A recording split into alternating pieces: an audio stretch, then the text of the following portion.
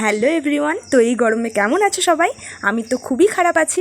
তবুও এই গরমকে পাত্তা না দিয়ে সকাল সকাল রোদের মধ্যে 38 ডিগ্রি তাপমাত্রায় বেরিয়ে পড়লাম ওয়াটার পার্কে যাওয়ার উদ্দেশ্যে। তো এখন দুজন মিলে উঠে পড়লাম বাসে। তারপর বাস থেকে নেমে একটুখানি হেঁটে পৌঁছে গেলাম ওয়াটার পার্কে। ফার্স্ট টাইম এলাম এখানে। গিয়ে দেখি ভাই রে ভাই, কি ভিড়! টানা 30 মিনিট দাঁড়িয়ে থাকার পর টিকিট পেলাম আমরা দুজনে।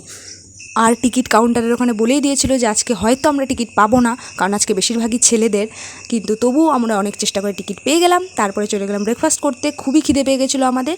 তারপরে দুজন মিলে ভালো করে ব্রেকফাস্টটা সেরে নিই। তারপরে ড্রেস আর লকারের চাবির জন্য 40 থেকে 45 মিনিট ওয়েট করি আমরা। গিয়েছিল কয়েকজন ড্রেস আনতে, সেও ওখানে অনেকক্ষণ ধরে লাইনে দাঁড়িয়েছিল। আমরা এখানে বসে বসে আড্ডা দিচ্ছিলাম, চারিদিকের পরিবেশটা দেখছিলাম যে কীরকম ভিড়। ঈদের জন্য হয়তো আজকে এতটা ভিড়। তারপরে সে ফাইনালি ড্রেস না পেয়ে ব্ল্যাকের ড্রেস নিয়ে আসে। ফাইনালি ড্রেসটা পেয়ে গেছি, এবার আমাদের শুরু হয় এনজয়।